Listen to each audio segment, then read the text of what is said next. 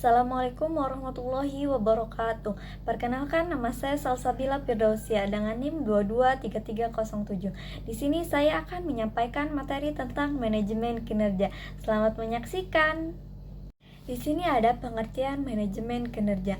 Dalam praktiknya, memiliki berbagai tujuan yang dapat membantu keefektifan dan keefisienan kerja. Adapun tujuan dari manajemen kinerja tersebut menurut Noe DKK 1999 ada 3 tujuan manajemen kinerja. Di antaranya yang pertama ada tujuan strategi. Manajemen kinerja harus mengaitkan kegaitan pegawai dengan tujuan organisasi. Pelaksanaan strategi tersebut perlu mendefinisikan hasil yang akan dicapai, perilaku, karakteristik pegawai yang dibutuhkan untuk melaksanakan strategi, pengembangan pengukuran, dan sistem umpan balik terhadap kinerja pegawai. Yang kedua ada tujuan administratif. Kebanyakan organisasi menggunakan informasi manajemen kinerja, khususnya evaluasi kinerja, untuk kepentingan keputusan administratif seperti penggajian, promosi, pemberhentian pegawai, dan lain-lain. Yang ketiga ada tujuan pengembangan manajemen kinerja bertujuan untuk mengembangkan kapasitas pegawai yang berhasil di bidang kerjanya. Tujuan umum manajemen kinerja adalah menciptakan budaya para individu dan kelompok memikul tanggung jawab bagi usaha, meningkatkan proses kerja dan kemampuan yang berkesinambungan. Selain itu, tujuan untuk manajemen kinerja adalah membangun suatu budaya dalam perusahaan yang mendorong individu dan kelompok untuk bertanggung jawab, memperbaiki secara terus-menerus kegiatan operasional perusahaan serta kemampuan dan kontribusi mereka. Prinsip-prinsip dasar manajemen kinerja. Sebagai prinsip dasar dalam manajemen kinerja adalah menghargai kejujuran, memberikan pelayanan, tanggung jawab dirasakan seperti bermain, adanya perasaan kasihan, adanya perumusan tujuan terhadap konsensus dan kerjasama, sifat berkelanjutan, terjadi komunikasi dua arah dan mendapatkan umpan balik. Kriteria keberhasilan manajemen kinerja Keberhasilan kinerja akan membawa dampak positif terhadap hasil kinerja yang efektif dan mampu mencapai tujuan dari sebuah instansi perusahaan. Oleh karenanya, instansi yang melakukan manajemen kinerja pada perusahaan akan mampu memperoleh kinerja yang efektif. Maka manajemen kinerja dapat dinyatakan berhasil apabila memenuhi kriteria sebagai berikut. Yang pertama ada proses manajemen kinerja telah memungkinkan pengalaman dan pengetahuan yang diperoleh individu dari pekerjaannya dapat dipergunakan untuk memodifikasi tujuan organisasi. Yang kedua ada proses penyelenggaraan manajemen kinerja dapat disesuaikan dengan pekerjaan sebenarnya dari organisasi dan bagaimana kinerja pada umumnya. Yang ketiga ada manajemen kinerja dapat memberi nilai tambahan dalam bentuk hasil jangka pendek maupun pengembangan jangka panjang. Yang keempat ada proses manajemen kinerja berjalan secara transparan dan bekerja secara jujur dan adil. Yang kelima ada pendapat stakeholder. Perhatikan tentang beberapa baik skemanya berjalan dan ditingkatkan sesuai dengan keperluan untuk memperbaiki berbagai proses.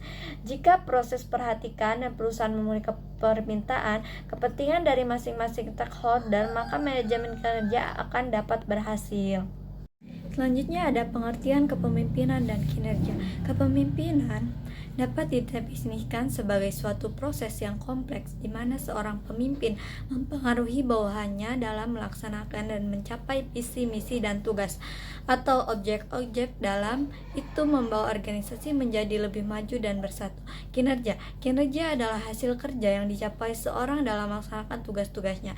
Selanjutnya ada sistem proses manajemen kerja. Sistem dan proses manajemen kinerja. Sistem manajemen kinerja adalah kerangka kerja yang digunakan untuk organisasi mengelola, mengukur, dan mengingatkan kinerja individu, tim, dan departemen sesuai dengan tujuan yang telah ditetapkan. Sistem manajemen kinerja mencakup proses, alat, dan kebijakan yang dirancang untuk membantu organisasi memahami, mengukur, dan meningkatkan pencapaian tujuan individu karyawan sejalan dengan tujuan keseluruhan organisasi. Selanjutnya ada konsep manajemen kinerja. Tujuan manajemen kinerja. Manajemen kinerja memiliki tujuan utama untuk mencapai keseimbangan optimal antara tujuan organisasi, pengembangan karyawan, dan efisiensi operasional. Menurut William Armstrong dan Baron 2018, secara Secara umum, manajemen kinerja memiliki beberapa tujuan sebagai berikut. Yang pertama ada mengatur kinerja organisasi dalam mengukur struktur dan terorganisasi. Yang kedua, mengetahui beberapa efektif dan efisien suatu kinerja organisasi. Yang ketiga, membantu menentukan dalam mengambil keputusan yang berkaitan dengan kinerja organisasi, kinerja departemen, dan kinerja individual. Yang keempat, meningkatkan kemampuan organisasi secara keseluruhan dan perbaikan berkesinambungan. Yang kelima, mendorong karyawan memiliki motivasi untuk bekerja secara produktif dari hasil kinerja yang optimal. Selanjutnya ada manfaat manajemen kinerja. Manajemen kinerja merupakan suatu sistem yang memberikan manfaat signifikan baik bagi organisasi, manajemen, maupun organisasi.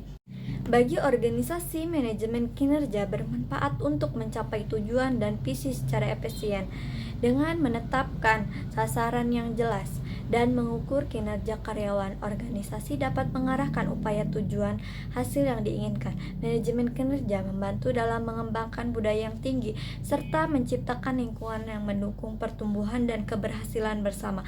Manajemen juga bermanfaat secara signifikan bagi individu melampaui umpan balik yang diberikan dalam proses evaluasi kinerja. Individu dapat memahami kekuatan dan kelemahan mereka. Hal ini membantu mereka merencanakan, mengembangkan keterampilan, dan menciptakan jalur karir yang lebih jelas. Prinsip manajemen kinerja. Prinsip manajemen kinerja adalah dasar atau aturan yang mendasari dan membimbing suatu tindakan atau proses. Prinsip manajemen kinerja berarti dasar atau aturan yang menjadi dasar dari proses manajemen kinerja yang dilakukan untuk mencapai tujuan organisasi. Prinsip manajemen kinerja membentuk dasar untuk merancang dan mengimplementasikan dan mengevaluasi sistem manajemen kinerja yang efektif. Selanjutnya saya akan memaparkan tentang model perencanaan strategis. Model perencanaan strategis adalah cara organisasi untuk mengambil strateginya dan membuat rencana untuk mengimplementasikannya guna mengingatkan operasi dan mencapai tujuan dengan lebih baik.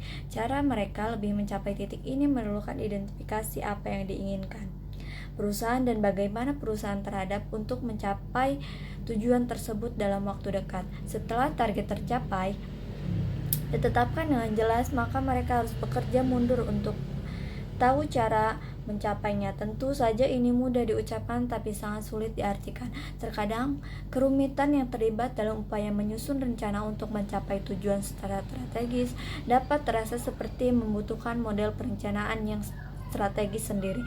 Salah satu manfaat model strategi, model ini menyediakan jalur yang jelas untuk digunakan organisasi untuk perencanaan operasional yang menentukan pekerjaan yang akan dilakukan oleh setiap staf. Bekerja dengan sama semua departemen untuk mencapai tujuan bersama sangatlah hebat. Sebaliknya, hal itu akan membawa bencana kita tidak dapat mencapai target, baik itu 1 tahun, 5 tahun, atau 10 tahun ke depan. Jika setiap orang tidak tahu apa target itu dan bagaimana kita berencana untuk mencapainya. Anggap saja sebagai fokus ada banyak gangguan yang terjadi setiap hari dalam setiap bisnis. Mengetahui apa yang menjadi prioritas tersendiri membantu kita memprioritaskan dan menjaga energi tetap terarah pada strategi keseluruhan perusahaan dan inisiatif strategi yang tepat. Keuntungan lain dari memiliki model perencanaan strategi. Selanjutnya ada manajemen strategi yang terkait didirikan kantor manajemen strategi atau SMO. Sebagian besar organisasi mengalami kesulitan dan pelaksanaan strategi. Faktanya sejumlah penelitian dari Pima Konsultan terkemuka atau termasuk McKinsey, Bain, BCG, dan Harvard Business Review telah menunjukkan sekitar 70% strategi gagal karena pelaksanaan yang buruk. Lebih jauh lagi, organisasi hanya menyadari sekitar 60% dari nilai strategi mereka. Memiliki kantor manajemen strategi atau SMO dapat meningkatkan peluang keberhasilan. SMO adalah tim yang bertanggung jawab untuk mengelola strategi korporat organisasi. Peran utama untuk melaksanakan strategi terletak pada manajemen lini dan karyawan. Namun tanpa kantor komando dan koordinasi inti yaitu SMO, strategi diabaikan dari proses utama atau proses tersebut tidak efektif di seluruh unit bisnis. Yang disebabkan pelaksanaan strategi menjadi buruk. Tingkat kegagalan apa yang tinggi dalam pelaksanaan strategi seringkali disebabkan oleh proses manajemen strategi yang tersebar dan tidak terkoordinasi. Implementasi strategi yang efektif memerlukan upaya yang terkoordinasi. oleh berbagai kelompok eksekutif. Selanjutnya ada manfaat dan keterbatasan perencanaan strategi. Proses perencanaan strategi formal dapat memberikan pada organisasi yang pertama kerangka kerja untuk mengembangkan anggaran tahunan, yang kedua untuk mengembangkan manajemen, yang ketiga mekanisme untuk memaksa manajemen agar memikirkan jangka panjang, yang keempat alat untuk menyajarkan manajemen dengan strategi jangka panjang perusahaan. Selanjutnya ada desain teknik pengukuran kinerja yang efektif. Desain teknik pengukuran kinerja merupakan fondasi utama dalam membangun sistem manajemen kinerja yang efektif. Pendekatan dalam mendesain teknik pengukuran kinerja harus mempertimbangkan berbagai aspek mulai dari strategi, organisasi, karakteristik industri, hingga budaya kerja yang berlaku dalam konteks ini. Desain pengukuran kinerja yang bermula dari pemahaman mendalam terhadap tujuan strategis organisasi. Menurut penelitian yang dilakukan Pratama dan Wijaya, kesesuaian antara indikator kinerja dengan tujuan strategis organisasi memiliki korelasi positif terhadap efektivitas implementasi. Sistem pengukuran kinerja dengan tingkat signifikan mencapai 78,3%. Hal ini mengidentifikasikan bahwa desain teknik pengukuran kinerja tidak dapat dilakukan secara generik, melainkan harus sesuai dengan konteks spesifik organisasi.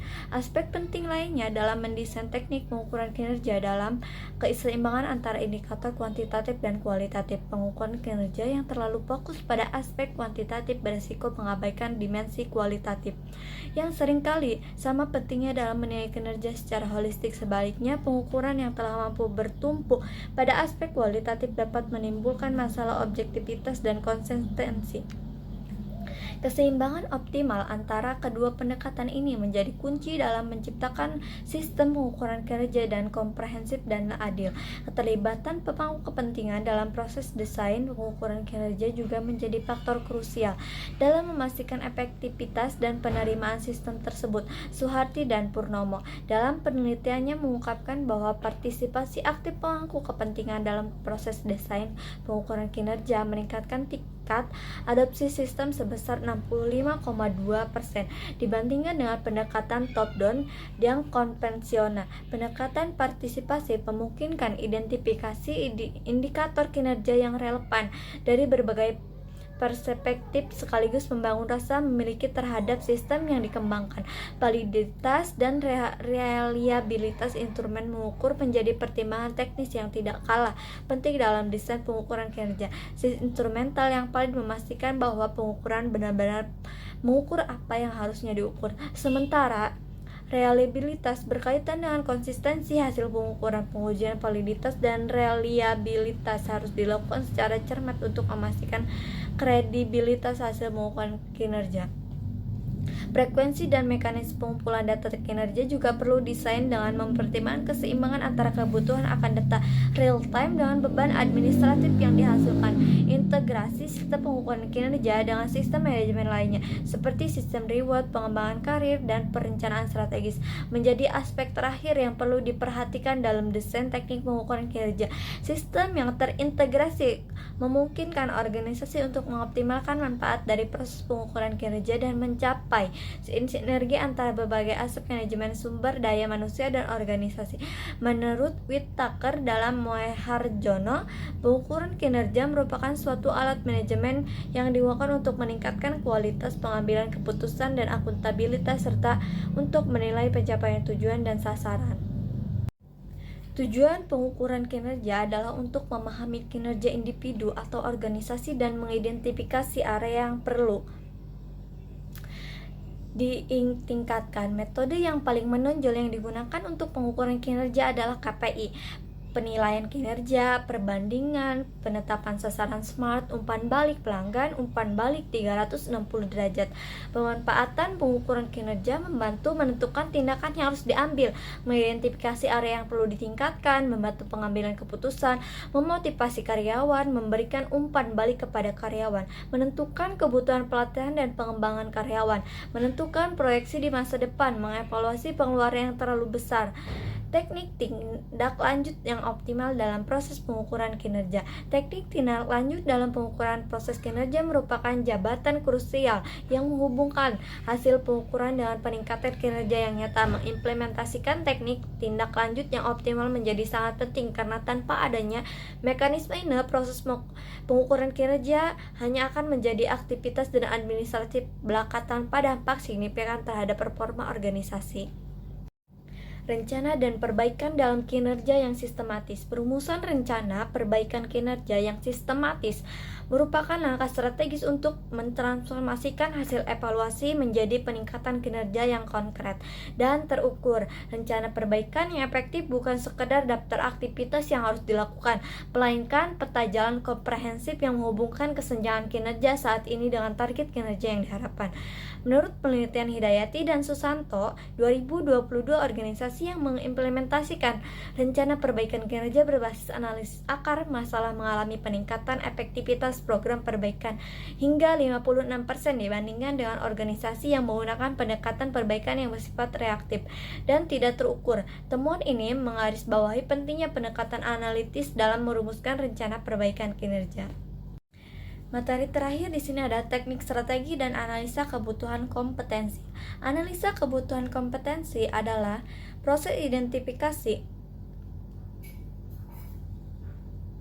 kesenjangan antara kompetensi yang dimiliki dengan yang dibutuhkan baik oleh individu maupun organisasi. Untuk mencapai tujuan tertentu, teknik dan strategi untuk melakukan analisa ini bervariasi, mulai dari observasi langsung, kuesioner, wawancara, hingga analisis tugas dan dokumen. Selanjutnya ada pengembangan kompetensi karyawan. Pengembangan kompetensi karyawan adalah proses untuk meningkatkan keterampilan, pengetahuan, sikap kerja karyawan. Pengembangan ini bertujuan untuk meningkatkan kualitas karyawan hingga mereka dapat berkontribusi secara lebih efektif terhadap pencapaian tujuan perusahaan. Pengembangan kompetensi karyawan dapat dilakukan secara beragam.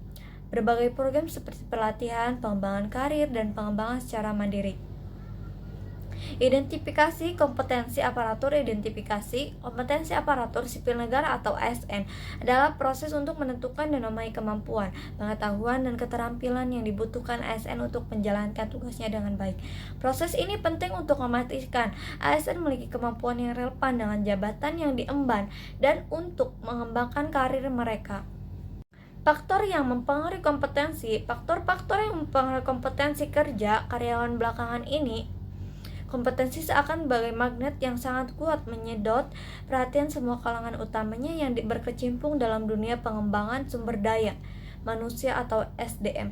Awal lahirnya konsep kompetensi dapat ditelusuri dari awal 1970-an ketika ilmuwan Amerika Serikat menerbitkan artikel berjudul "Mengukur Kompetensi Bukannya Intelijensi". Mungkin pemaparan materi dari saya cukup sekian. Terima kasih. Assalamualaikum warahmatullahi wabarakatuh.